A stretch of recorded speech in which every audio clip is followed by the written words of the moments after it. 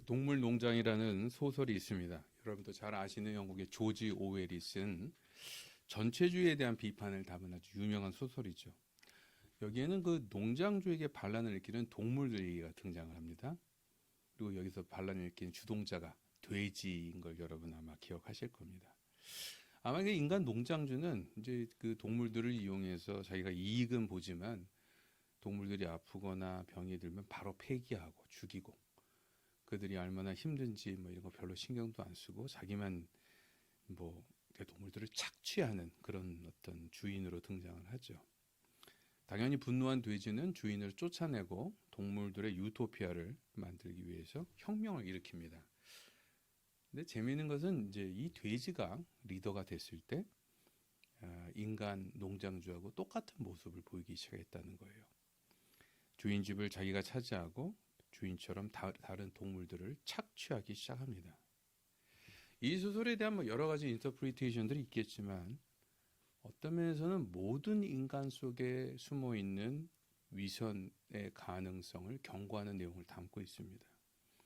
우리가 처음에는 나도 좋은 어떤 뜻으로 그렇게 좋은 대의를 위해 나섰다 하더라도 우리가 막상 또 권력을 쥐게 되고 또 편안한 자리에 가게 되면 우리가 욕하던 사람처럼 우리 자신이 변하는 그런 모습 말입니다. 이 동물농장의 교훈이 우리에게 던지는 교훈이 뭐라고 여러분 생각하십니까? 특히 저희 신앙인들에게 말이죠. 혹시 저희 안에도 이런 돼지가 숨어 있지 않은지 한번 점검을 해볼 필요가 있지 않을까요? 오늘 여러분과 같이 공부할 성경 본문은 고린도후서 3장 1절부터 5절 말씀입니다.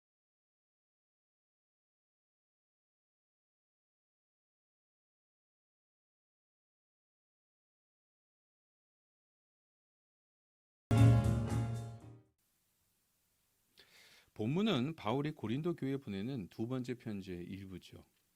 여기는 이제 바울을 깎아내리려는 거짓 교사들이 있었던 모양입니다. 잘못된 false teacher, 잘못된 것을 가르치는 그런 그 교회 안에서 또 지도자들이었던 모양인데, 이들을 이제 바울은 반박하면서 자신이 전해왔고 강조해온 바른 복음에 대해서 이 서신은 우리에게 전하고 있습니다.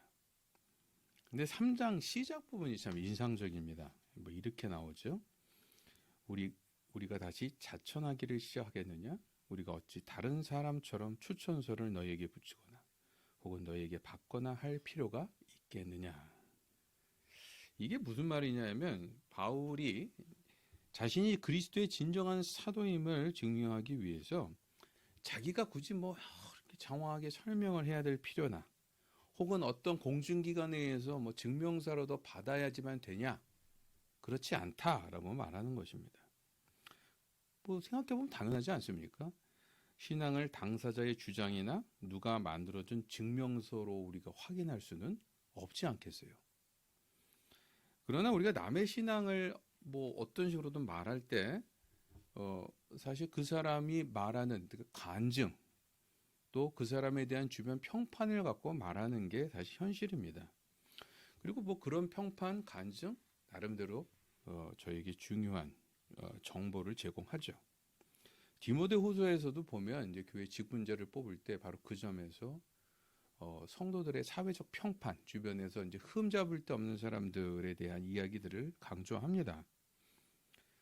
그럼에도 불구하고 그 사람의 자기 주장이나 혹은 외부의 평판만으로는 우리는 당사자의 신앙을 제대로 따질 수가 없습니다.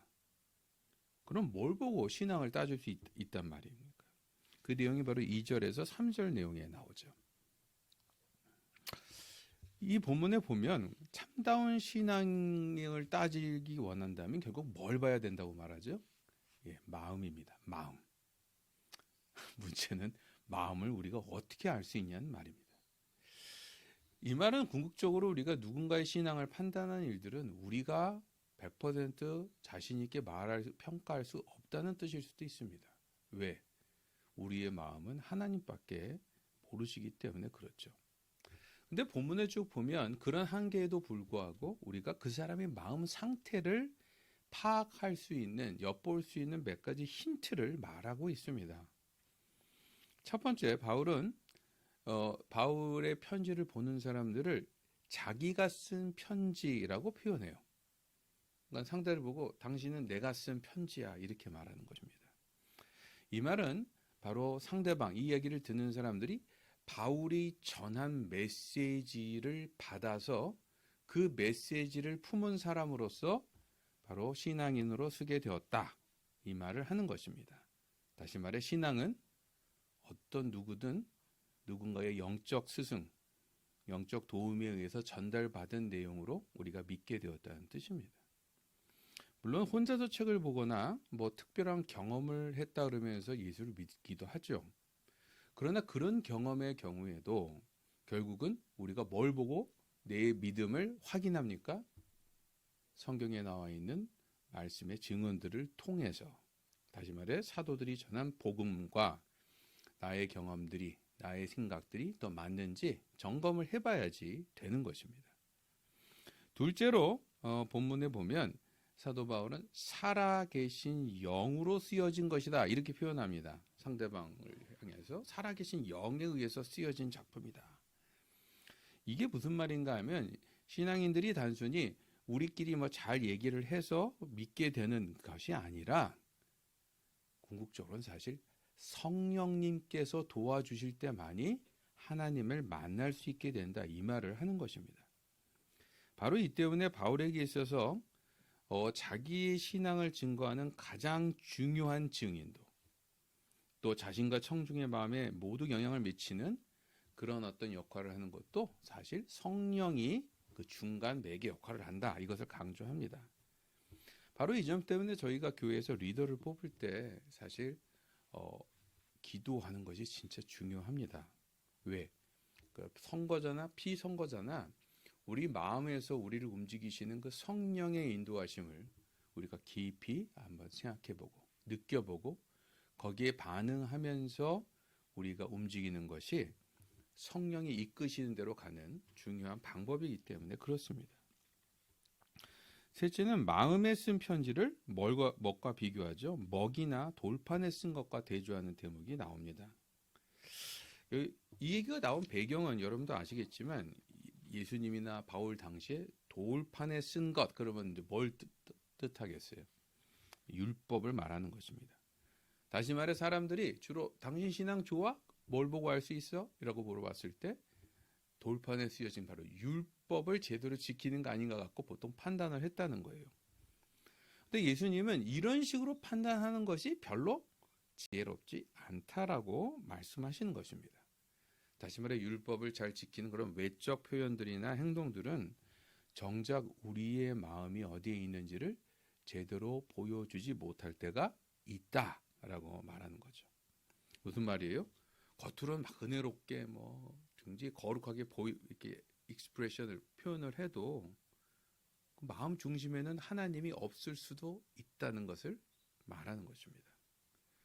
그러면 우리가 만약에 하나님이 진짜 우리 마음에 있다면 그래도 율법 같은 걸 통해서 드러나지 않는다면 뭘 통해서 주로 드러날 수 있다는 거예요. 5절엔 힌트가 나옵니다. 무슨 일이든지 우리에게서 난 것 같이 스스로 만족할 것이 아니니 우리의 만족은 오직 하나님으로부터 난다 이렇게 표현합니다.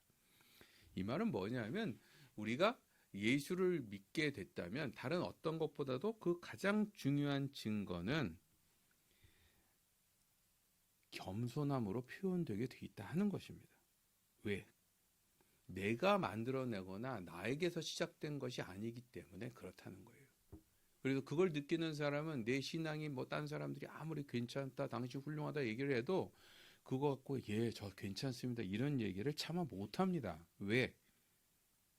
내 공적이나 성과가 절대로 될 수가 없기 때문에.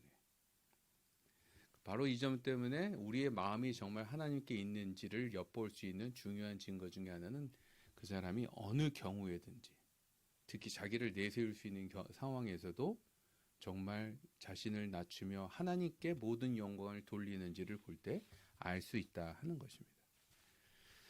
지금까지 바울은 그나마 이제 우리가 신앙, 마음의 문제라고 하는 이 신앙을 그래도 확인할 수 있는 세 가지 힌트를 저에게 줬습니다. 첫째는 뭐라고요?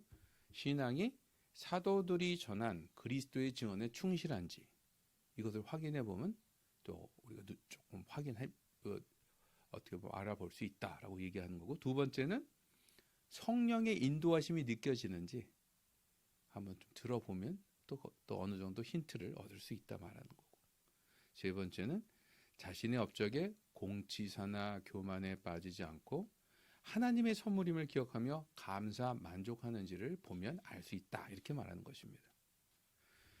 그러나 여기서 우리는 한 가지 질문을 피할 수가 없습니다. 여러분도 알다시피 그래도 신앙에서는 말씀대로 살려고 하고 또 하나님의 뜻에 그런 어떤 진리 같은 것을 잘 따라서 하는 행위도 중요한 거 아닙니까? 너무 이런 것을 평가절하하고 있는 게 아닌가 하는 것입니다. 예수님이나 바울의 경우에는 특별히 당시 바리새인들의 이러한 모습을 비판하는 내용이 많이 나오죠. 아이러니는 사실 예수님 시대의 바리새인들은 그 당시에 성전을 지키고 있었던, 성전에 우리로 알면 이제 종교인들이죠. 그 종교인들의 위선, 그들의 마음이 진짜 하나님께 가 있지 않다는 것을 비판하면서 더 하나님께 우리가 가까이 가는 생활로 돌아가자는 것을 외치던 일종의 개혁파 그룹이었다는 점입니다. 여기서 우리는 인간이 가진 근본적인 숙제를 발견하게 됩니다. 한때 누군가를 개혁하겠다고 나선 이들도 개혁의 대상이 될 수 있다는 그 사실 말입니다. 예수님이나 바울이 지적하는 것은 누구든지 영적 긴장을 풀면 자신을 과대 포장하고 하나님의 진짜 말씀하시는 데는 귀를 기울이지 않고 원래 처음에는 가졌을지 모르는 좋은 뜻도 사라져버릴 수 있다는 것을 말하고 있는 것입니다. 누구하고 비슷하겠어요? 처음 얘기했던 동물농장의 돼지하고 별로 다르지 않다는 뜻입니다.